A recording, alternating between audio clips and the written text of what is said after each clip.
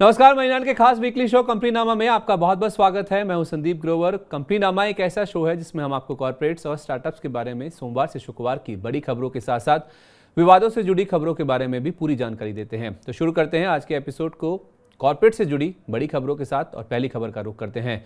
अदानी समूह के शेयरों के लिए बीता कारोबारी हफ्ता काफी उतार चढ़ाव वाला रहा, क्योंकि हर दिन कोई ना कोई खबर के चलते ग्रुप चर्चा में रहा। सोमवार 22 मई को अदानी समूह के 10 में से 6 शेयर ऊपरी सर्किट पर बंद हुए। दरअसल शुक्रवार 19 मई को मीडिया रिपोर्ट्स के मुताबिक सेबी की ओर से सुप्रीम कोर्ट में दाखिल रिपोर्ट में अदानी समूह को क्लीन चिट दी गई है और इस खबर के बाद से समूह के शेयरों में तेजी देखने को मिली। जिन शेयरों में अपर सर्किट लगा उनमें Adani green, Adani power, Adani transmission, Adani total gas, Wilmer, total gas और एनडीटीवी शामिल हैं। 22 मई को अदानी एंटरप्राइजेस का शेयर 19.5% और अदानी पोर्ट्स का शेयर 6.5% की मजबूती के साथ बंद हुआ। इसके अलावा हिंडनबर्ग की रिपोर्ट जारी होने के बाद मंगलवार 23 मई को ग्रुप कंपनियों का मार्केट कैप पहली बार 10 लाख करोड़ रुपए के स्तर के पार निकल गया। इस बीच एक रिपोर्ट के अनुसार अमेरिका की इन्वेस्टमेंट फर्म जीक्यूजी पार्टनर्स ने मार्च में अदानी समूह की 4 कंपनियों अदानी एंटरप्राइजेस, पोर्ट्स, ट्रांसमिशन और अदानी ग्रीन में कुल 15,446 करोड़ रुपए का निवेश किया था। सोमवार 22 मई को ट्रेडिंग बंद होने तक जीक्यूजी का इन कंपनियों में निवेश का मूल्य बढ़कर 23,129 करोड़ रुपए पर पहुंच गया। यानी महज 52 कारोबारी सत्रों में जीक्यूजी पार्टनर्स को 7,683 करोड़ रुपए का या लगभग 50% का तगड़ा मुनाफा हुआ। मंगलवार 23 मई को अदानी एंटरप्राइजेस का शेयर 13.5% के उछाल के साथ बंद हुआ और अदानी ग्रीन व अदानी ट्रांस में 5% का ऊपरी सर्किट लगा। इसके अलावा मीडिया रिपोर्ट्स के मुताबिक 24 मई को खबर थी कि investment firm GQG partners Adani group की कंपनियों में $1 अरब का अतिरिक्त निवेश कर सकती है।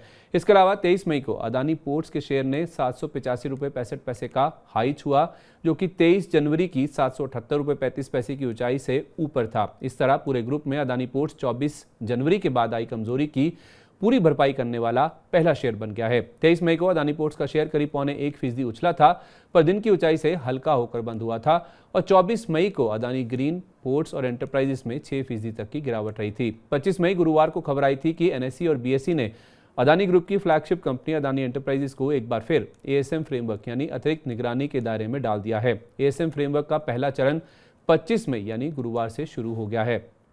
साथ ही अदानी ग्रुप वियतनाम में लंबी अवधि में कुल $10 अरब का निवेश करने की संभावना तराश रहा है। इसमें से $3 अरब का निवेश अदानी पोर्ट्स की ओर से पोर्ट और रिन्यूएबल एनर्जी प्रोजेक्ट्स में किया जाएगा। यही नहीं, अदानी ग्रीन एनर्जी ने बुधवार 24 मई को होने वाली अपनी बोर्ड बैठक को रद्द कर दिया है। दरअसल इस बैठक के लिए कंपनी के डायरेक्टर्स उपलब्ध नहीं थे, जिस वजह से ये बैठक नहीं हो पाई। इस बोर्ड बैठक के जरिए अदानी ग्रीन की $1 अरब तक की पूंजी जुटाने की मंजूरी लेने की योजना थी। इससे पहले भी कंपनी ने मीटिंग की तारीख को 12 मई से बढ़ाकर 24 मई कर दिया था और अब इसे रद्द कर दिया गया है। 25 मई को अदानी ग्रीन करीब 1.5% गिरा था, पर अदानी एंटरप्राइजेस और अदानी पोर्ट्स के शेयर 1 से 3% चढ़कर बंद हुए थे। दूसरी खबर, सरकारी हाइड्रो पावर कंपनी एनएचपीसी अपने साथ 2 अन्य हाइड्रो पावर कंपनियों के विलय का प्रस्ताव दे सकती है। टीएचडीसी इंडिया और north eastern electric power corporation यानी नीपको का विलय एनएचपीसी के साथ हो सकता है। इन तीनों कंपनियों के विलय का प्रस्ताव एनएचपीसी की तरफ से अगले महीने सौंपे जाने की संभावना है। एनएचपीसी के चेयरमैन ने इस विलय को लेकर जानकारी दी है। 22 मई को एनएचपीसी का शेयर 1.25% गिरा था, पर बीते 5 दिन में शेयर करीब 3.5% गिर चुका है।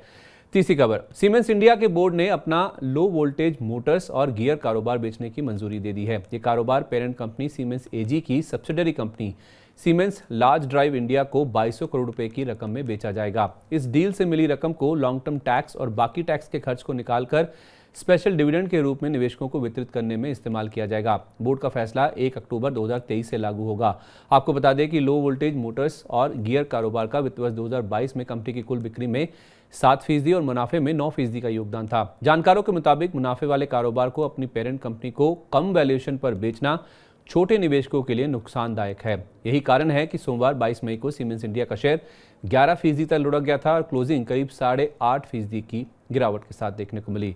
चौथी खबर, स्टील कारोबार से जुड़ी सज्जन जिंदल ग्रुप की कंपनी जेएसडब्ल्यू स्टील को लेकर 2 खबरें आई हैं। पहली खबर यह है कि जेएसडब्ल्यू स्टील ने अपनी subsidiary company JSW steel coated products यानी जेएसडब्ल्यू एससीपीएल के जरिए national steel and agro industries या एनसेल के अधिग्रहण की घोषणा की है। जेएसडब्ल्यू एससीपीएल की ओर से एनसीएलटी से मंजूर किए गए रेजोल्यूशन प्लान के लिए एनएसएआईएल के अधिग्रहण के लिए कुल 621 करोड़ रुपए का भुगतान किया जाएगा।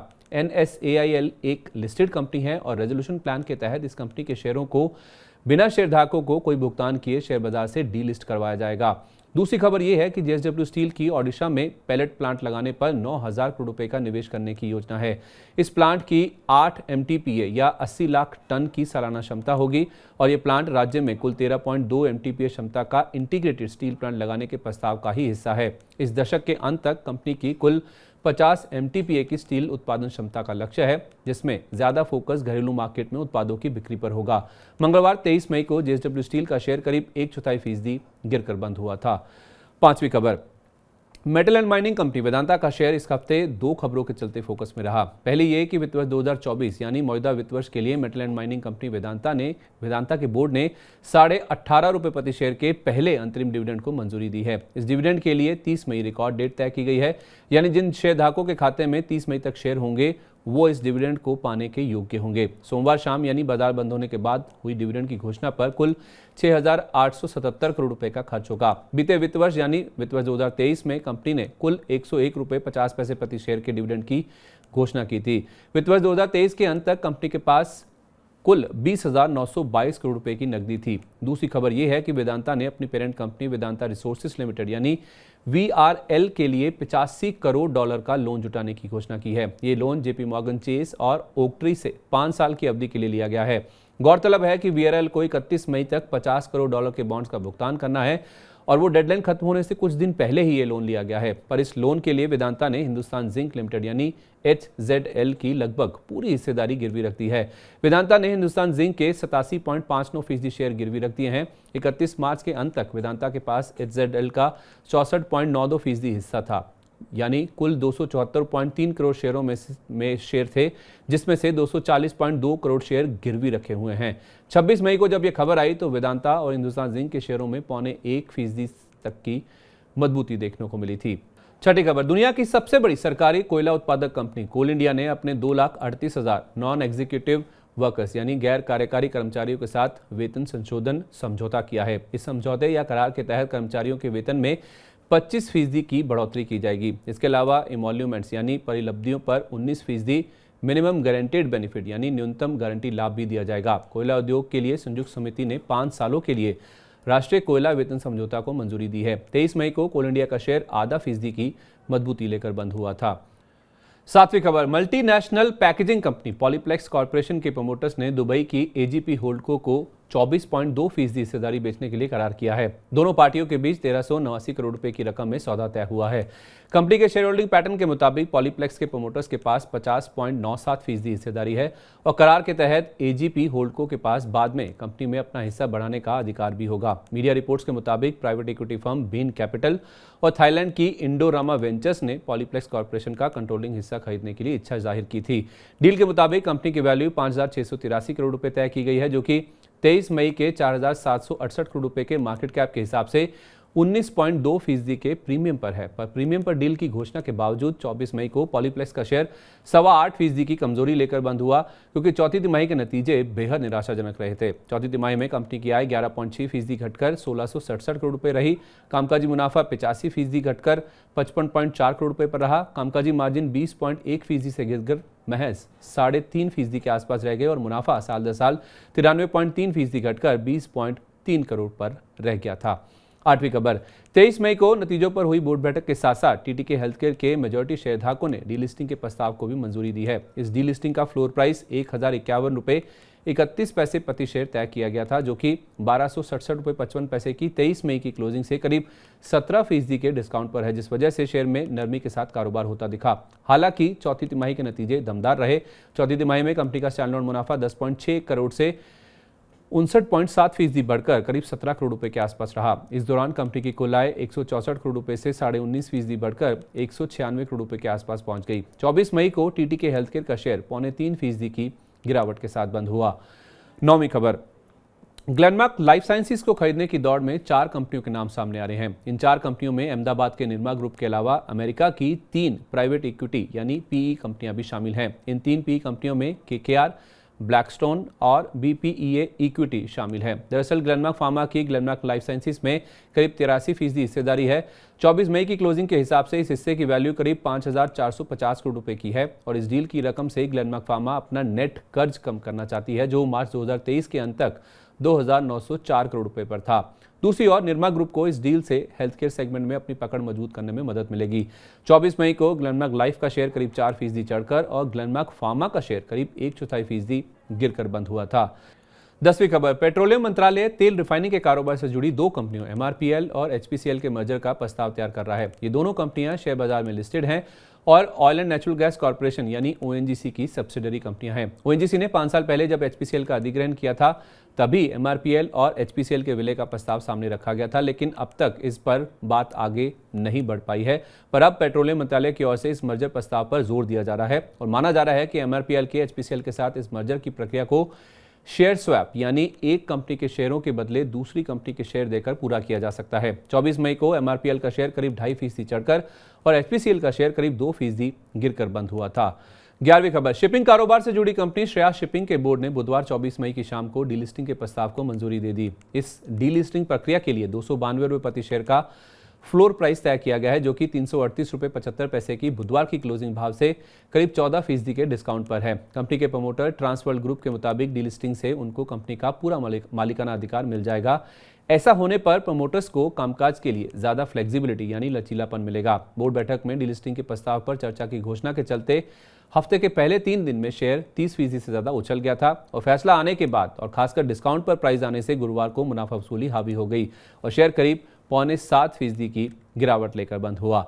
12वीं खबर, हॉस्पिटल चेन चलाने वाली कंपनी नारायण हृदयालय ने हेल्थ इंश्योरेंस कारोबार में एंट्री ले ली है। नारायण हेल्थ इंश्योरेंस के नाम से सब्सिडरी कंपनी का गठन किया गया है, यानी हेल्थ इंश्योरेंस कारोबार के लिए कंपनी ने अलग से सहयोगी कंपनी बनाई है। नई सब्सिडरी बनाने के लिए कंपनी को इंश्योरेंस रेगुलेटर इरिडाई से नो ऑब्जेक्शन सर्टिफिकेट यानी NOC मिला है। इस हफ्ते कंपनी ने अपनी चौथी तिमाही के नतीजे घोषित किए थे, जिसमें कंपनी का मुनाफा 69 करोड़ रुपए से 2.5 गुना बढ़कर 173 करोड़ रुपए के आसपास पहुंच गया। हाल में शेयर ने 880.80 का रिकॉर्ड उच्चतम स्तर छुआ और 25 मई को शेयर 3.25% की मजबूती लेकर बंद हुआ। अगली खबर, भारतीय जीवन बीमा कंपनी यानी LIC को वित्त वर्ष 2023 की चौथी तिमाही में बम्पर मुनाफा हुआ है। चौथी तिमाही में कंपनी ने 13,428 करोड़ रुपए का मुनाफा दर्ज किया है, जो कि पिछले साल की इसी तिमाही से 466% यानी 6.25 गुना ज्यादा है। पिछले साल समान अवधि में कंपनी को 2,372 करोड़ रुपए का मुनाफा हुआ था। हालांकि Q4 में कंपनी की नेट प्रीमियम आय 1,43,000 करोड़ रुपए से 8.4% गिरकर 1,31,000 करोड़ रुपए पर रही। पूरे वित्त वर्ष 2023 में कंपनी का मुनाफा 40,431 करोड़ रुपए से 10% घटकर 36,397 करोड़ रुपए पर पहुंच गया। अब सवाल यह है कि इस बम्पर मुनाफे से LIC के निवेशकों को क्या हाथ लगा। बम्पर मुनाफे के बावजूद कंपनी के बोर्ड ने केवल 3 रुपये प्रति शेयर के डिविडेंड की घोषणा की, जबकि निवेशकों को 949 रुपये के इशू प्राइस के मुकाबले अपने निवेश पर करीब 36% का नुकसान हो रहा है। इसके अलावा खबर यह भी है कि LIC की बुधवार शाम यानी 24 मई तक अदानी ग्रुप की 7 कंपनियों में निवेश की वैल्यू बढ़कर 44,664 करोड़ रुपए हो गई है, जो कि हाल के 28,988 करोड़ रुपए के लो की तुलना में 54% ज्यादा है। 25 मई को जब यह खबर आई तो LIC का शेयर शुरुआती कारोबार में 4.25% तक उछला था, पर क्लोजिंग करीब 2.25% की बढ़त के साथ हुई। 14वीं खबर, देश की चौथी सबसे बड़ी IT कंपनी विप्रो के एग्जीक्यूटिव चेयरमैन ऋषभ प्रेमजी ने वित्त वर्ष 2023 के लिए अपने वेतन में करीब 50% की कटौती का फैसला लिया है। वित्त वर्ष 2023 में कंपनी के IT सर्विस कारोबार का प्रदर्शन खराब रहने के कारण प्रेमजी ने यह फैसला लिया है। साथ ही विप्रो के CEO और मैनेजिंग डायरेक्टर थियरी डेलापोर्ट ने भी अपने वेतन में स्वेच्छा से यानी अपनी मर्जी से 5% की कटौती की है। कंपनी की एनुअल रिपोर्ट के मुताबिक वित्त वर्ष 2023 के लिए प्रेमजी का कुल कंपनसेशन $9,51,353 रहा, जो वित्त वर्ष 2022 में $18,19,022 पर था। वहीं डेलापोर्ट को वित्त वर्ष 2023 में $10 मिलियन मिले, यानी 83 करोड़ रुपए का वेतन मिला था, जो साल भर पहले $10.5 मिलियन था। वित्त वर्ष 2022 में डेलापोर्ट भारतीय IT सेक्टर के सबसे अधिक वेतन पाने वाले CEO थे। वित्त वर्ष 2023 में विप्रो का मुनाफा साल दर साल 0.4% घटकर 3,074 करोड़ रुपए पर रहा। आपको बता दें कि ये पहली बार नहीं है जब ऋषभ प्रेमजी ने अपने वेतन में कटौती की है। कोविड से कामकाज पर पड़े असर के बाद वित्त वर्ष 2020 में प्रेमजी ने अपना कंपनसेशन करीब 31% घटाया था। 26 मई को जब यह खबर आई तो विप्रो का शेयर 0.25% की मजबूती लेकर बंद हुआ। तो ये थी बीते कारोबारी हफ्ते की कॉर्पोरेट जगत से जुड़ी बड़ी सुर्खियां। लेकिन अब रुख करते हैं कॉर्पोरेट जगत की ऐसी खबरों का जिनमें कोई ना कोई विवाद जुड़ा हुआ है, हमारे खास सेगमेंट ऑन द रडार के जरिए। और पहली खबर की ओर चलते हैं। पिछले 4 साल से बंद पड़ी एयरलाइन जेट एयरवेज के लेंडर्स यानी कर्जदाताओं और जून 2021 में दिवालिया प्रक्रिया के तहत कर्ज समाधान की बोली जीतने वाले जलान कैलरॉक कंसोर्टियम यानी JKC के बीच विवाद बढ़ता ही जा रहा है। इन दोनों पार्टियों के बीच चल रहे विवाद में NCLT अपना फैसला 30 मई को पारित करेगा। दरअसल जेट एयरवेज के लिए निर्णायक बोली लगाने वाले जेकेसी ने एनसीएलटी में याचिका दाखिल करते हुए एसबीआई को 150 करोड़ रुपए की गारंटी बनाने पर रोक लगाने की मांग की थी। बैंक गारंटी बनाने का मामला भी इसी ही कड़ी का ही एक हिस्सा है। इस मामले पर एसबीआई की याचिका पर सुनवाई के बाद एनसीएलटी ने सोमवार 22 मई को कहा कि फैसला 30 मई को सुनाया जाएगा। इसके साथ ही पीठ ने कहा कि दोनों ही पक्षों को कर समाधान योजना लागू करने के लिए कदम उठाने होंगे। जेट एयरवेज की उड़ानें अप्रैल 2019 में ही बंद हो गई थी। इस कंपनी के खिलाफ जून 2019 में दिवालिया प्रक्रिया शुरू हुई थी और जेकेसी की कर समाधान योजना को मंजूरी दी गई थी। हालांकि अभी तक कर समाधान योजना को लागू नहीं किया जा सका है। 22 मई को जेट एयरवेज का शेयर 5% के निचले सर्किट पर बंद हुआ था और बीते 5 दिन में करीब 4.5% टूट चुका है। दूसरी खबर, कर संकट में फंसी वाडिया ग्रुप की एयरलाइन कंपनी गोफस इस हफ्ते कई खबरों के चलते फोकस में रही। पहली खबर यह है कि एनक्लेट ने सोमवार को एयरलाइन कंपनी गोफस पर एनसीएलटी के आदेश को बरकरार रखा है। 10 मई को एनसीएलटी ने गोफस की इंसॉल्वेंसी प्रक्रिया मंजूरी दी थी, जिसे गोफस के लेसस यानी लीज पर विमान देने वाली कंपनियों ने एनक्लेट में चुनौती दी थी। लेसस ने एनक्लेट में इसलिए याचिका दाखिल की थी ताकि वो गोफस को लीज पर दिए गए विमानों को वापस ले सकें। 22 मई को जब यह खबर आई तो बॉम्बे बर्मा का शेयर करीब 2% चढ़कर बंद हुआ। दूसरी खबर यह है कि गोफस को लीज पर विमान देने वाली कंपनियों ने कंपनी से विमान छुड़ाने के लिए हाथ पांव मारना शुरू कर दिए हैं। कुछ लीजिंग कंपनियों ने इसके लिए एनसीएलटी में आवेदन किया तो कुछ ने सरकार से भी गुहार लगाई है। तीसरी खबर यह है कि गोफस के सस्पेंडेड बोर्ड ने कंपनी के 4 लेसर्स के खिलाफ सुप्रीम कोर्ट में कैविएट्स दाखिल किए हैं। इन कैविएट्स के जरिए कंपनी का बोर्ड सुनिश्चित करना चाहता है कि उनको सुने बिना कोर्ट कोई भी फैसला ना ले। खबर यह भी है कि एविएशन रेगुलेटर डीजीसीए गोफस को उड़ाने शुरू करने के लिए दोबारा अनुमति देने से पहले उसकी तैयारियों का ऑडिट करेगा। इसके अलावा गोफस के ऊपर करीब 40 हवाई अड्डों का 62 करोड़ रुपए का बकाया भी है। इनमें भारत समेत कई अंतर्राष्ट्रीय हवाई अड्डे शामिल हैं। दिवालिया प्रक्रिया के लिए एनसीएलटी के पास जमा किए गए डॉक्यूमेंट्स में गोफस ने हवाई अड्डों की बकाया राशि के लिए केवल 39 करोड़ रुपए का ही प्रावधान किया है। साथ ही एनक्लेट ने कंपनी के 3 और लेसर्स यानी विमान लीज पर देने वाली कंपनियों को अपने विमानों की रिकवरी के लिए एनसीएलटी के पास जाने के लिए कहा है। और हफ्ते के अंत में खबर आई कि एविएशन रेगुलेटर डीजीसीए ने वाडिया ग्रुप की दिवालिया एयरलाइन कंपनी गोफस को एक कॉम्प्रिहेंसिव यानी व्यापक रिवाइवल प्लान जमा करने के लिए कहा है और इसके लिए गोफस को 30 दिन का समय दिया गया है। दरअसल डीजीसीए की ओर से कंपनी को जारी किए गए कारण बताओ नोटिस पर एयरलाइन की ओर से दिए गए जवाब से रेगुलेटर संतुष्ट नहीं है। आपको बता दें कि गोफस ने 23 मई को कहा था कि कामकाज वापस शुरू करने के लिए उसने अभी कोई समय सीमा तय नहीं की है। इसके बाद 25 मई को डीजीसीए ने गोफस से पूरा ब्यौरा मांगा कि उसके पास कितने विमान, पायलट और अन्य कर्मचारी हैं। साथ ही लेसर्स यानी विमान लीज पर देने वाली कंपनियों, वेंडर्स आदि की जानकारी भी मांगी गई है। तीसरी खबर, वोडाफोन आइडिया को प्रोमोटर्स की ओर से फंड मिलने में हो रही देरी पर दूरसंचार विभाग यानी डीओटी ने चिंता जताई है। सरकार के कर्ज को इक्विटी में बदलने की मंजूरी के बाद वोडाफोन आइडिया के प्रोमोटर्स ने कंपनी में 5,000 से 7,000 करोड़ रुपए के निवेश की बात कही थी। ये निवेश कंपनी को चालू रखने के लिए बहुत महत्वपूर्ण है। अब इस निवेश में हो रही देरी ने दूरसंचार विभाग के अधिकारियों की चिंता बढ़ा दी है। दूरसंचार विभाग ने वोडाफोन आइडिया के प्रमोटर्स के साथ निराशा व्यक्त की है। विभाग का कहना है कि संकटग्रस्त वोडाफोन आइडिया में निवेश करने की प्रमोटर्स की अक्षमता से निराशा बढ़ रही है। 22 मई को जब यह खबर आई तो वोडाफोन आइडिया का शेयर एकदम सपाट बंद हुआ था। चौथी खबर, देश की सबसे मूल्यवान कंपनी रिलायंस इंडस्ट्रीज को लेकर इस हफ्ते 4 खबरें आई हैं। पहली ये कि चीन की फैशन कंपनी शी इन की भारत में हो रही वापसी पर सरकार ने भरोसा दिया है कि शीन के साथ रिलायंस रिटेल का जो एग्रीमेंट हुआ है उसके तहत शी इन को किसी भारतीय कस्टमर के डेटा का एक्सेस नहीं दिया जाएगा। कारोबार का पूरा कंट्रोल रिलायंस रिटेल के पास होगा। 22 मई को जब यह खबर आई तो आरआईएल का शेयर आधा फीसदी चढ़कर बंद हुआ था। दूसरी खबर यह है कि रिलायंस इंडस्ट्रीज के ऑनलाइन होलसेल फॉर्मेट जियो मार्ट ने करीब 1000 कर्मचारियों को नौकरी से निकाल दिया है। कंपनी की ओर से कॉर्पोरेट ऑफिस में 500 एग्जीक्यूटिव समेत 1000 से अधिक लोगों को इस्तीफा देने के लिए कहा गया है। मीडिया रिपोर्ट्स में दावा किया गया है कि आने वाले कुछ हफ्तों में कंपनी 9900 अतिरिक्त लोगों को कंपनी से बाहर का रास्ता दिखा सकती है। आपको बता दें कि जियो मार्ट की अपने सेल्स डिपार्टमेंट से ज्यादातर लोगों की छटनी की योजना है। जियो मार्ट ने छटनी का यह फैसला हाल में ही खरीदी गई होलसेल कारोबार से जुड़ी company metro cash and carry के अधिग्रहण के बाद दिया है। इस छटनी के बाद कंपनी की होलसेल डिवीजन के करीब 15,000 लोगों की वर्कफोर्स में करीब 2/3 की कमी हो जाएगी। दरअसल मेट्रो कैश एंड कैरी के 3,500 कर्मचारी हैं और रिलायंस की B2B यूनिट के साथ कारोबार के मर्जर से बैकएंड और ऑनलाइन सेल्स ऑपरेशंस में कई सारे पदों पर ओवरलैप होगा। 23 मई को आरआईएल का शेयर मामूली गिरावट के साथ बंद हुआ था।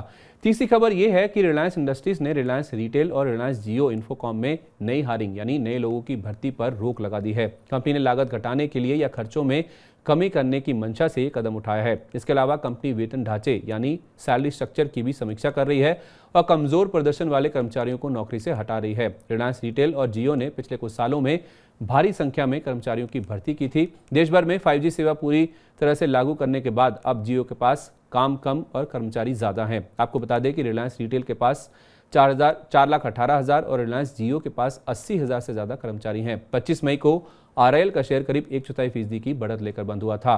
साथ ही global investment management firm Bernstein ने रिलायंस रिटेल और रिलायंस जियो में रिलायंस इंडस्ट्रीज यानी RIL की हिस्सेदारी का वैल्यूएशन आंका है।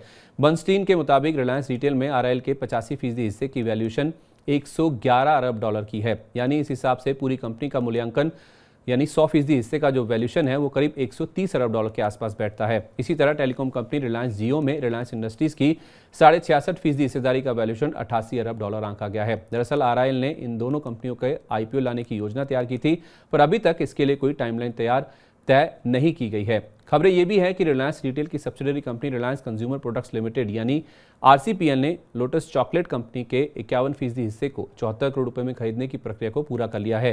ये प्रक्रिया 24 मई 2023 को पूरी कर ली गई है, जिसके बाद लोटस चॉकलेट का कंट्रोल RCPL के पास आ गया है। 26 मई को जब ये खबर आई तो RIL का शेयर करीब 3% की मजबूती लेकर बंद हुआ।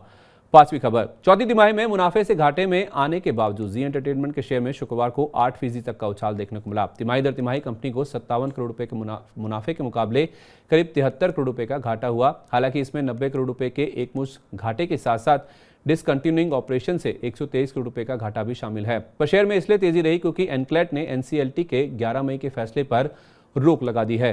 कॉर्पोरेट सेंट्रल के एपिसोड नंबर 21 में हमने आपको बताया था कि NCLT ने BSE और NSE को जी सोनी मर्जर के लिए दी गई शुरुआती मंजूरियों को रीअसेस करने के लिए कहा है। इससे पहले 11 मई को NCLT ने एक्सचेंजों को इस मर्जर से जुड़े नॉन कम्पीट क्लॉज यानी गैर प्रतिस्पर्धा खंड के पुनर्मूल्यांकन और वैलिडेट करने का निर्देश भी जारी किया था, जिसे जी एंटरटेनमेंट ने एनक्लेट में चुनौती दी थी। यही नहीं, इस मर्जर को लेकर 16 जून को होने वाली अगली सुनवाई से पहले अपडेटेड नो ऑब्जेक्शन सर्टिफिकेट्स यानी NOC जारी करने के लिए भी कहा गया था। सेबी ने 25 अप्रैल को SL ग्रुप की एक और कंपनी शिरपुर गोल्ड रिफाइनरी या SGRL और उसके पूर्व chairman Amit Goenka, promoter Jenier Infra Power and Multi Ventures के अलावा 5 अन्य एंटिटीज के खिलाफ order cum show cause notice जारी किया था, जिसके चलते NCLT ने यह निर्देश जारी किया था, पर NCLT यानी एनक्लेट ने इस पर रोक लगा दी है। 26 मई को जब यह खबर आई तो जी एंटरटेनमेंट का शेयर 6.5% की मजबूती लेकर बंद हुआ था।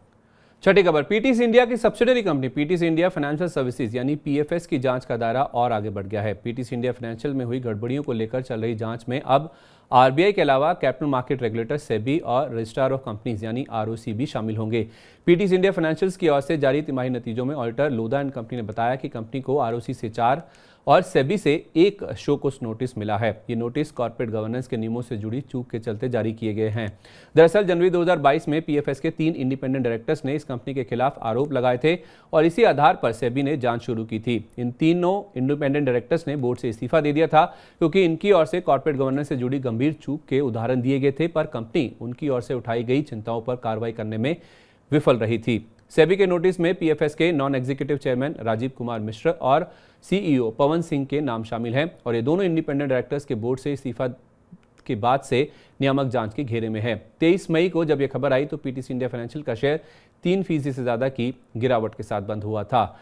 7वीं खबर, लो कॉस्ट एयरलाइन स्पाइसजेट को लेकर इस हफ्ते 4 खबरें आई हैं। पहली ये कि कंपनी ने 16 मई 2023 से अपने पायलट्स की सैलरी बढ़ाकर 7.5 लाख रुपए प्रति महीना कर दी है। इससे पहले नवंबर 2022 में कंपनी ने सैलरी में संशोधन किया था, जब 80 घंटे की उड़ान भरने वाले पायलट्स की सैलरी बढ़ाकर 7 लाख रुपए प्रति महीना की गई थी। इस बार की बढ़ोतरी कंपनी की 18वीं सालगिरह के जश्न के चलते बढ़ाई गई है। कंपनी ने 23 मई 2005 को दिल्ली से अहमदाबाद के बीच पहली उड़ान भरी थी। दूसरी खबर यह है कि कंपनी ने 15 जून तक अपने 4 बंद पड़े विमानों को दोबारा शुरू करने का लक्ष्य तय किया है। इन 4 विमानों में 2 बोइंग 737 और 2 Q400 शामिल हैं। दरअसल कंपनी की आने वाले पीक ट्रैवल सीजन का फायदा उठाने के लिए 25 बंद खड़े विमानों को दोबारा शुरू करने की योजना है। 24 जून को स्पाइसजेट का शेयर करीब 8% की मजबूती लेकर बंद हुआ था।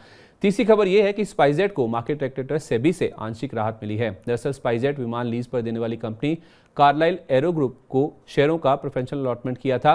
सेबी की ओर से 23 मई मंगलवार को जारी इनफॉर्मल गाइडेंस लेटर के मुताबिक कंपनी को इंडिपेंडेंट वैल्यूअर की नियुक्ति नहीं करनी होगी। सेबी के मुताबिक कार्लाइल को किए गए अलॉटमेंट पर issue of capital and disclosure requirements यानी ICDR के नियम लागू नहीं होंगे। स्पाइसजेट की ओर से कार्लाइल को किराए का भुगतान बाकी है, जिसके सेटलमेंट के लिए इक्विटी शेयर जारी किए गए थे। चौथी खबर यह है कि NCLT ने कंपनी के खिलाफ दिवालिया प्रक्रिया शुरू करने से जुड़ी अर्जी पर सुनवाई 1 जून तक टाल दी है। स्पाइसजेट की एक लेसर यानी विमान लीज पर देने वाली कंपनी एयर कैसल ने कंपनी के खिलाफ NCLT में शिकायत दाखिल की थी। 25 मई को स्पाइसजेट के शेयर में 2% की मजबूती देखने को मिली थी।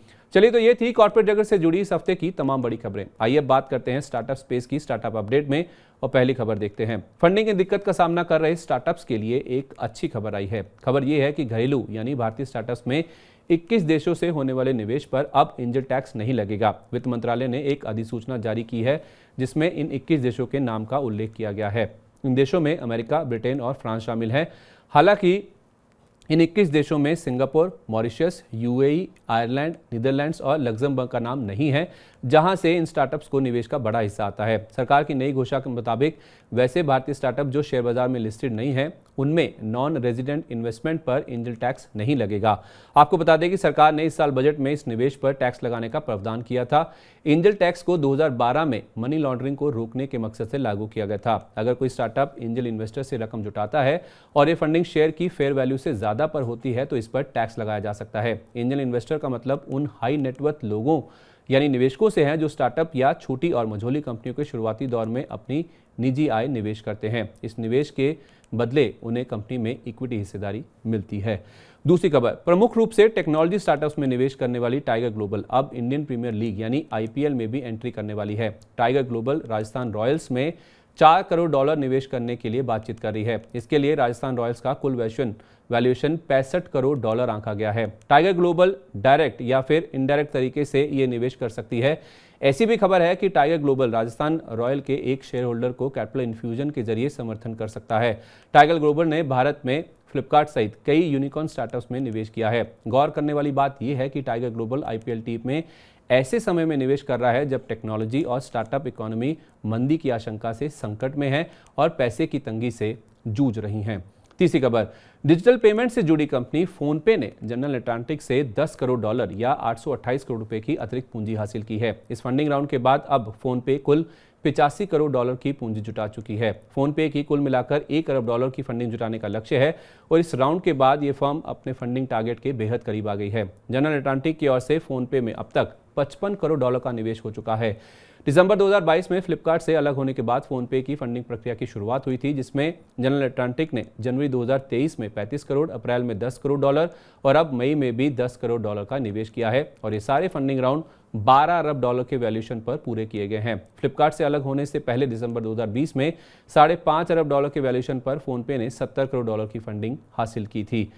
चौथी खबर, इलेक्ट्रिक स्कूटर बनाने वाली देश की सबसे बड़ी कंपनी ओला इलेक्ट्रिक ने ताज़ा फंडिंग राउंड में $30 करोड़ यानी करीब 2500 करोड़ रुपए की पूंजी जुटाई है। इस फंडिंग राउंड के बाद कंपनी का वैल्यूएशन बढ़कर $6 अरब पहुंच गया है। हालांकि इस राउंड को निवेशकों से काफी अच्छा रिस्पांस मिला, पर कंपनी के शुरुआती निवेशकों में से एक सॉफ्टबैंक ग्रुप ने ताज़ा फंडिंग राउंड में हिस्सा नहीं लिया है। ताज़ा फंडिंग से मिली रकम का इस्तेमाल इलेक्ट्रिक 2 व्हीलर की क्षमता को बढ़ाकर सालाना 20 लाख यूनिट करने पर होगा, जो कि फिलहाल सालाना 5 लाख यूनिट पर है। इसके अलावा कंपनी IPO लाने की योजना बना रही है। इस IPO के जरिए ओला इलेक्ट्रिक की $80 करोड़ से $1 अरब जुटाने की योजना है, यानी भारतीय करेंसी में देखें तो 8,200 करोड़ रुपए तक की रकम जुटाई जा सकती है। यानी कि कंपनी $10 अरब या 82,000 करोड़ रुपए के वैल्यूएशन पर IPO लाने के विचार कर रही है। इसमें ये कंपनी बजाज ऑटो और आयशर मोटर के बाद तीसरी सबसे मूल्यवान 2 व्हीलर कंपनी बन जाएगी। इस IPO से मिली रकम का इस्तेमाल कंपनी अपने क्षमता विस्तार खर्च पर करेगी।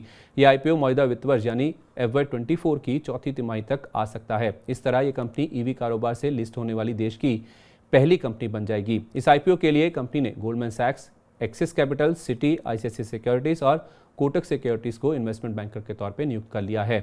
तो ये था कॉर्पोरेट और स्टार्टअप से जुड़ा बीते कारोबारी हफ्ते का पूरा अपडेट। उम्मीद है आपको कंपनीनामा का इस हफ्ते का एपिसोड पसंद आया होगा। आपको हमारा आज का ये शो कैसा लगा, नीचे कमेंट बॉक्स में अपनी राय, अपना फीडबैक हमारे साथ जरूर शेयर करें।